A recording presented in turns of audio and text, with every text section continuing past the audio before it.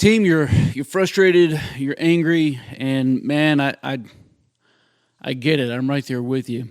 But I think one of the things that we struggle with is learning how to talk about these type of conversations, right? And I think the way that we do about it, for the most part, is wrong. And so I'm going to try to come at this a little bit sideways, if that makes sense, a little dogleg, entry. And I will on the back end, I'll be a little bit more direct as far as, where Stoker's coming from. But I want to talk about some of my observations, things that I've learned from my experience and what we see here, because I think it doesn't matter what the hot topic issue is, right? It may be Afghanistan right now. For the past year and a half, it's been COVID. For a lot of people, it's been maybe Black Lives Matter. Maybe it's been critical race theory. Maybe it's been other racial inequalities. Maybe it's been gender conversations. Maybe it's been January 6th. Man, you pick the conversation, and there's somebody out there who has a really strong connection and a response that is often dealt from emotion. You turn on news media. I don't care if you watch CNN or if you watch Fox or if you watch anything in between or even on fringes further away from those two, right? And you're going to be fed with a narrative, with a story. And when we see and we hear things that comes from an institution or an organization, then we start to believe what they say, especially if we believe from our upbringing that these sorts of organizations are supposed to be reputable, right? So I get it. But sometimes I think we want to hear and raise our voices to such a degree that we start to lose a little sense of ourself. And I hope I can try to break this down in a way that makes sense.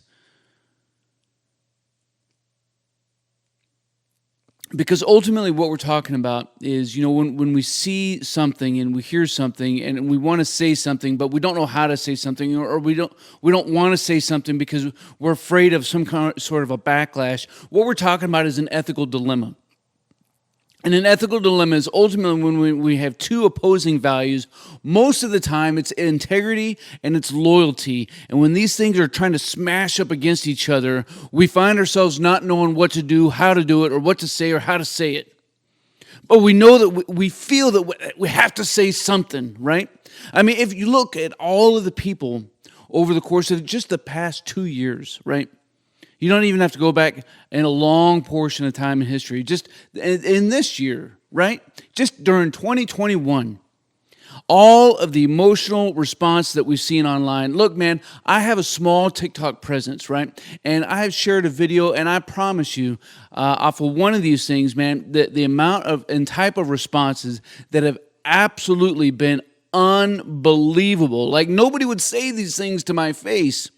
Especially if they knew me, if they knew who Stoker was, they probably wouldn't say it. And if they were in front of my face, they wouldn't say the same things. Now, look, man, I get it, but here's the thing. When we are our social media warriors, man, we all have keyboard action badges, right? And we believe that we can say whatever we want to say online, right?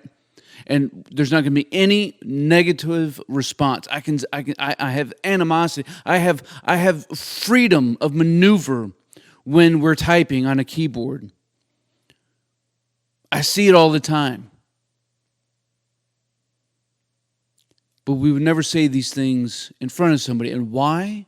Because we don't know how to talk about some of these emotional and hot topic issues. When we're talking about values and society and culture, we don't know how to do it. Look, even in the Army, when Posh really started to come to the surface, right? And we started talking about sexual harassment, sexual assault. How we talked about it as an institution was we said, here's what the regulation is, and do these things. And by the way, if you're a single female or whatever, don't go out at night and don't wear short skirts. That's how we initially started talking about sexual harassment and sexual assault. Man, again, we don't know how to talk about it. If all we can do is talk about what's black and white, then we're not doing this the right way.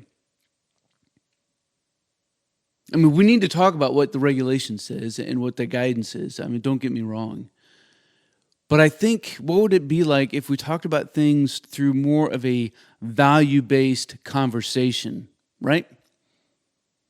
If I talk about what it means to live with loyalty and duty and respect and honor, selfless service, personal courage, I can get the same point across without telling people what not to do. Even during, if you go out and listen to most people's safety briefs, they tell you, right, if you're underage, don't drink. If you do drink, don't drive. Have a designated driver. Don't do drugs. Don't beat each other up. Don't snort cocaine. Don't kick the cat. Whatever it is, we constantly tell people what not to do.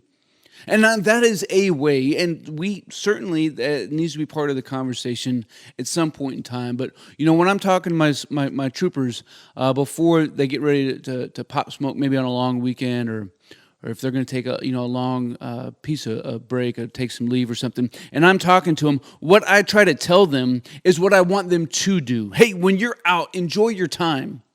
When you're out, think about the goals that you have for your life and take a step towards those goals. I said, nobody wants to fail, right? Nobody wakes up in the morning thinking, you know what? I think I'm going to snort some coke and blow my entire career away. Nobody wakes up thinking that's what they want to do.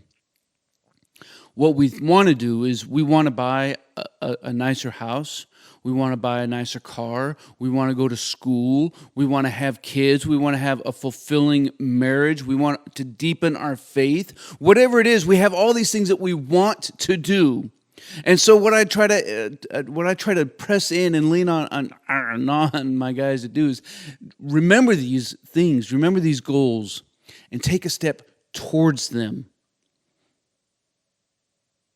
Move to them. Don't be stagnant. Don't let it be something that in 10 years you say, I wish I would have. If it's what you want to do, then get after it. It's a big difference. It's dynamically different, right? But it takes us to the same place. One takes a little bit longer, right? The best way to take care of a yard, if you have weeds in your yard, truthfully, is not to get out there with Roundup and start killing weeds. It's to make your yard healthier. You can go out there and pull them and spray them and use pesticides and all that stuff, but if you want the best yard, you have to take care of the grass. You have to take care of the soil. When you do that, the long-term result is that healthy yard that you're looking for. Man, it's the same thing in life. And so I'm not telling you that you have to be silent. But what I am going to submit to you, friends, is that I think before we start raising our voices, just to raise our voices, is that we take a few minutes, just maybe it is just a moment. I was in an after-action review after a field exercise, and in my opinion, the planning at the staff level was horrendous. I watched it unfold. They didn't do MDMP properly at all. And they just hoodwinked this thing and said, hey, go out and do this. And of course, I mean, we went out and everybody succeeded, but it was a little bit more of an ass pain than it probably should have been.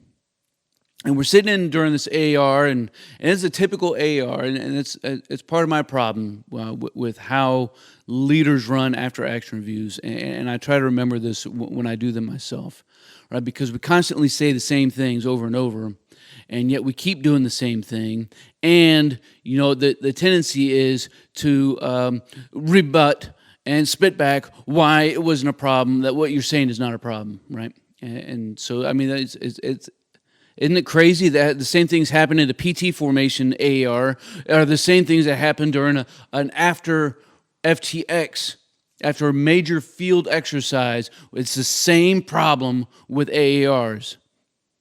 And that's because we're hypocritical, team. expecting something different than what we ourselves are going to do. And so sitting in this AR and people are talking, and I really, man, I had all my talking points like perfectly queued up, ready to go. And I caught myself and I said, Stoker, why are you going to say this? Why are you going to talk about their failures in this way? And I instinctively knew that when I asked myself that question, that the reason I wanted to say it was because I wanted to say it. Right? I wanted my voice to be heard. I wanted them to know that they were wrong, and I knew it, and everybody else needed to know it. And I said, God, Stoker, why are you going to be so selfish? And I said, oh crap, I need to hold on to this for a little bit longer. This is not the right place. This is not the right time. This is not the right venue. I need to check myself first.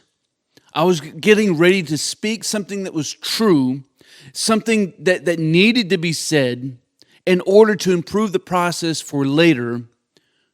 But ultimately, I was going to be coming from a point and a place of selfishness, self-righteousness, self-centeredness. My ego and my pride was going to speak. And while it may have been true, it would have done more damage to myself at the end of the day. And I know that when I speak, it's not just me speaking. I am representing an entire organization. Just like when you speak, right? When we speak for ourselves, for our family, for our friends, for our counterparts, for our community, for our team, however big or small that is. We are all representatives of something that is bigger than ourselves. And shame on us if we destroy or erode the credibility of an organization because of the things that we feel that we have to say. Does that make sense? Man, I really hope that it does, because I think we could do more of a gooder job of taking a step back. So how do we talk about things that need to be talked about? Well, friends, listen to me. I know that we need to talk about things. Again, pick the social event of the year, right? If you want to talk about these things, figure out that time and place and the way to do it. We need to have the conversations, right? We need to talk about critical race theory. We need to talk about race inequality and gender inequality. And we need to talk about crime in the streets. And how do we talk about these things? And we need to talk about COVID, and we need to talk about all of the ins and the outs of where different people are coming from in our groups, right? Now, if you try to control and to dominate the conversation and force everybody to take your opinion on, then I think that we might be doing the wrong thing. Too many times I think we need to be listening as opposed to speaking.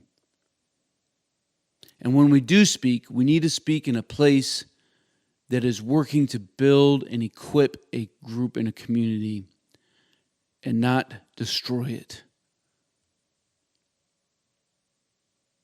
Don't destroy yourself just to prove that you're right. Take a moment, take a weekend, take a week, take a year, and think about what you want to say and how you need to say it. I'm not telling you that you have to be silent. I'm just encouraging you to know the when and the where, and most importantly, to know why. Peel back the onions on you and look in yourself first. Get yourself right. Be that change that you want to see. Don't be a hypocrite. When it comes to current events team, look, I'm just as frustrated as everybody else, right? I remember that over 20 years ago, the Taliban was in control, and we went in and we took them out of power because of who they were supporting and enabling at the time. And I've watched this over the past 20 years and I've watched too many people not come back. Right? I've watched too many. I've watched all the same things you have, and that it gets to me really. It gets to me like I know it gets to everybody else, and I'm frustrated with all the equipment and the money that has been spent and the equipment that's been left. I'm frustrated to even think about the possibility that when we shut the power down in all of these prisons and we walked away, and the people who walked out of there were ISIS,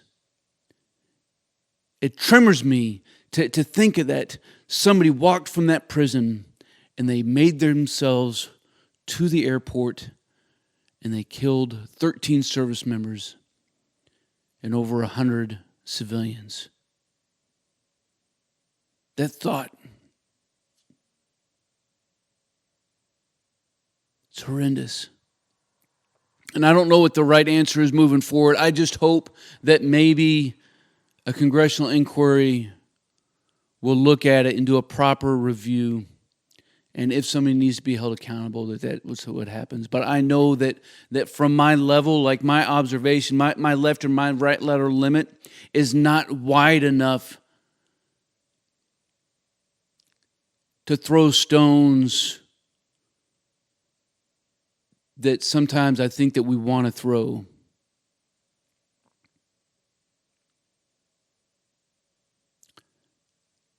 And so I'm just going to suggest to my elected officials that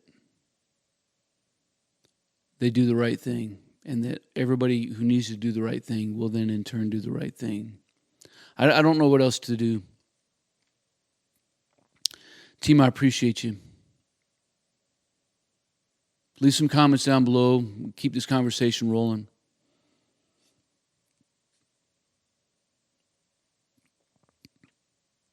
Till then, you keep grinding and you stay stoked.